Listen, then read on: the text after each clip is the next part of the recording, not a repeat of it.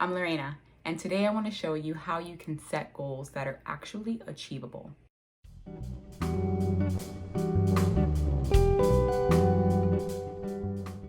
Using this method, you'll be able to crush your goals and consistently progress throughout your life because you actually follow through and accomplish. I have been using this system for quite some time now, and when I first learned about it, to be honest, I wasn't a fan because we used SMART goals in my old corporate job and it was part of our evaluation process with our managers.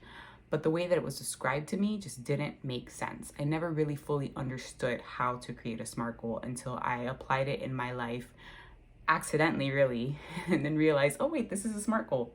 And I was actually able to accomplish my goal.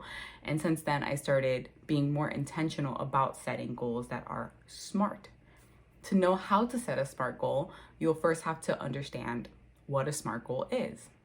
A SMART goal is basically a goal that you create within certain parameters to make sure that all of the variables you need to accomplish that goal exist and that you have stated them and you know what they are so that you can follow through easier. SMART is an acronym that stands for specific, measurable, attainable, relevant, and time-bound or time-based. And if those 5 things are part of your goal and the statement that you're making about your goal when you create your goal, then you are much more likely to hit your goal than if you just have a vague goal that doesn't say much about what you want to do. And I'll give some examples. But before I do, I would like to get into the specifics of what each acronym actually means and how you're going to use each letter of the SMART acronym to create your goal statement. Let's start with the first one, letter S, which in my opinion is the most important. This is where all the magic happens because S stands for specific. You want to be specific about your goals. The more specific you are about your goal, the more likely you are to achieve that goal because you know exactly what you're trying to hit. When you get to S in the SMART acronym, think who, what, when, where, why, and make sure that you're answering those 5 questions when you are going through your goal statement in this step. So, who has to be involved in order for you to achieve this goal? If it's just you, great. If it's you and a team of people, awesome. If it's you and a family member, okay. Doesn't matter, just answer that. What is the second question you have to ask yourself? What exactly do I want to accomplish? We so often create very vague goals without really specifying what it is that we're trying to do. When? By when do you want this goal to be accomplished? There has to be some kind of time frame because if there's not, then at what point do you say, okay, this is my deadline. Did I meet my goal or not? Where? This doesn't always apply, but in some cases it does. If you're gonna, let's say, make a goal to run a marathon at a specific location or, fill in the many examples we can use here. But it doesn't always apply, like I said. So if it doesn't apply, then don't worry about it. But always ask yourself where anyway, because it might actually be relevant to your goal. And the last one is why. Why do you want to achieve this goal? What is this going to do for you? This is super important. If you don't have a why, then what's the point? Why is the fuel, it's the motivator, it's what gets you going and keeps you going once you've already started to work towards your goal. So once you answer those 5 questions, who, what, when, where, and why, it's easier to write out a goal statement that is complete and that you're more likely to accomplish. So I'm going to give an example.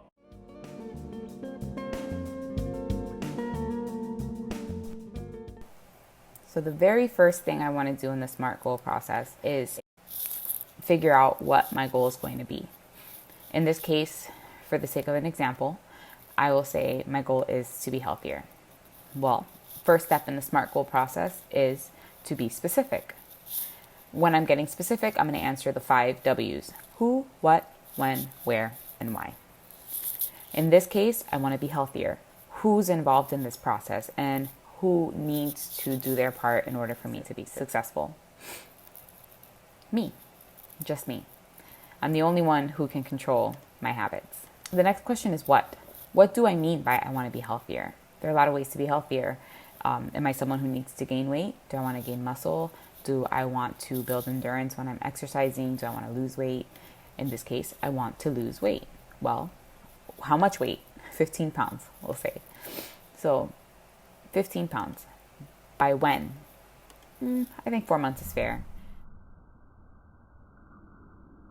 Where?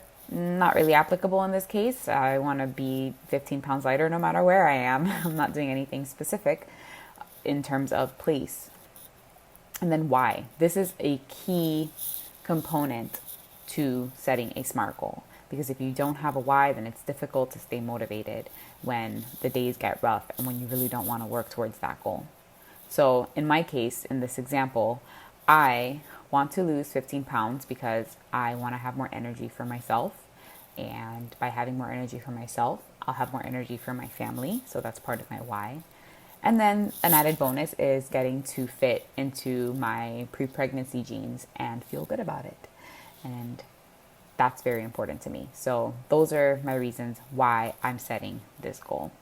So now I get to take the simple goal, I want to be healthier, and be more specific in my goal statement about what it is that I actually want to accomplish.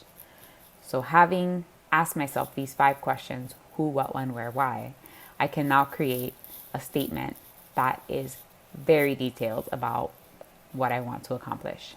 I want to be healthier now becomes I want to lose 15 pounds in 4 months so that I can have more energy for myself and my family, and so I can fit into my pre-pregnancy jeans confidently.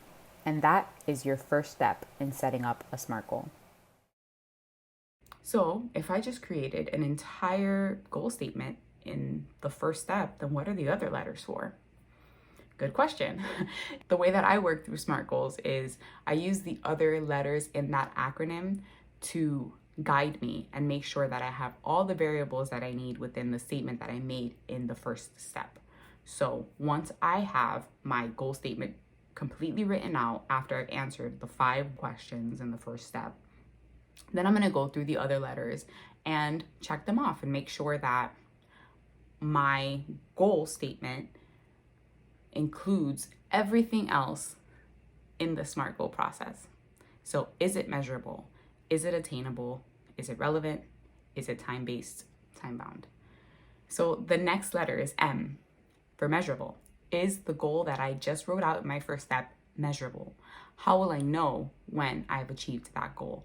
So if it's weight that I want to lose, did I include the number of pounds that I want to use? That right there would be what I'm measuring, my weight, in an example like that.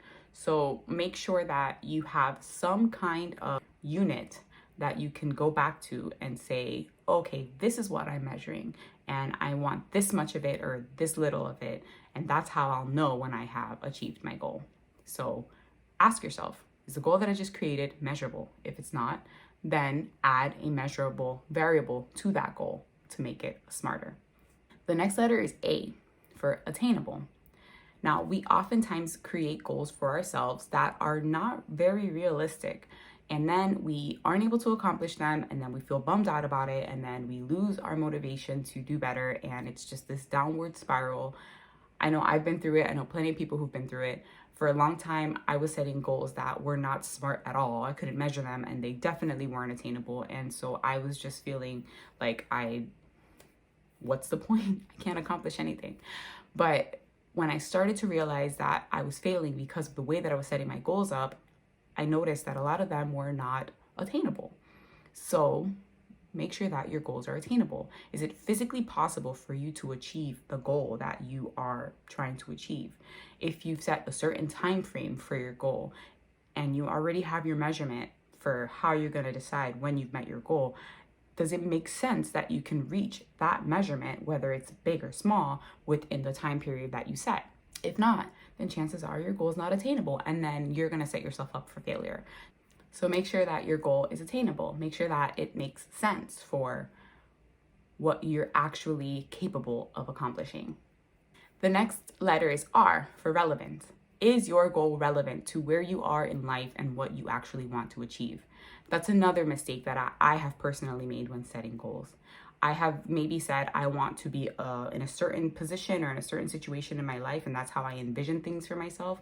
But then when I set goals, I don't set them to be in alignment with what the vision is, or maybe my goal isn't in alignment with my actual values. So make sure that the goal that you're setting is in alignment with who you are and where you want to be.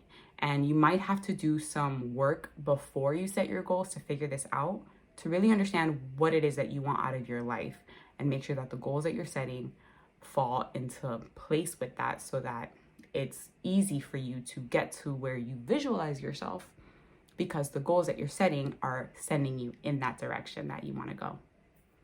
And the last letter is T for time bound, or time-based, or timely. There's so many different words out there for the letter T, but ultimately just make sure that there is time specified in your goal. In what period of time do you want to accomplish your goal? So now that I've showed you how to make a SMART goal and what the acronym SMART stands for, I'm going to share some tips with you that will make it even more likely that you'll achieve your goal. So the first thing you should do is keep your eye on the prize, always. Every day, look at your goals so that they are top of mind and they follow you subconsciously throughout the entire day. So as you're planning what to do for the day, or as you're thinking of what's next, you're naturally going to think about what steps you could be taking to accomplish your goals. Little steps make a big difference in the long run, as long as you're moving in the right direction. So every day, work a little bit towards your goals, and help yourself do that by looking at your goals every day as a reminder of what it is that you actually want to accomplish. Which brings me to my next tip, which is to schedule your priorities rather than prioritizing your schedule. Make sure that when you are scheduling your day, or you're making plans for what the day should look like, that the first thing that you're planning for are your priorities. And if you're looking at your goals daily and you're thinking about what small steps you can take in the right direction to reach them, then the chances are that your priorities are going to be related to that goal, and you're going to get there faster because you have it top of mind. The next tip is really a mindset tip, and something that you should think of as you're getting through your days when you don't want to do the things that will help you accomplish your goals. And that's to remember that no matter what, time is going to pass by. Whenever I'm working towards a goal and I'm actually making progress, I like to stop and think about that and say, man, I'm glad that I'm working towards this, because if I had stopped to look around and realize that I wasn't working towards it, then it would have occurred to me that I missed out on X amount of time that I could have been working towards my goal because I just didn't feel like it. This also motivates me when I don't want to do something. So if I'm focused on trying to lose weight, for example, like I am now after baby, then every day that passes by, I have to make decisions about what I'm going to consume and how I'm going to move my body. And the days that I really don't want to do it, I remind myself that whether or not I do it, the time is going to pass by. And if I don't make a good choice, or if I don't exercise, or if I just, sabotage it all, then down the line, months from now or years from now, I'm going to look back and I'll probably be disappointed that I had the chance to do the right things to help me get to my goals, but I blew it off, and then time went by and I am at the same place, or I'm even worse than I was when I started. So remember that time is going to go by no matter what. So what do you want to do with that time? And when you look back from the future into the past, how do you want to feel about the decisions that you made about working towards your goals? The next tip is to visualize. Visualization is a very powerful tool.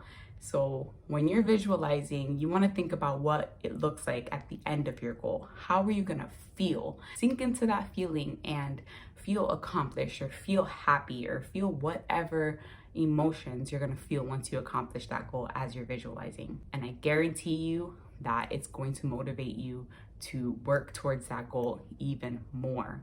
And my last tip is to just let go and surrender. What I'm basically saying is, don't obsess about it. Don't make the goal your whole life, because if you're looking at it daily, keeping it at top of mind in your subconscious, and if you're prioritizing the things that you need to do to accomplish those goals, and if you're visualizing, and if you have a SMART goal, which is like the most important piece of it all, then you have every single thing down packed to help you get to your goal.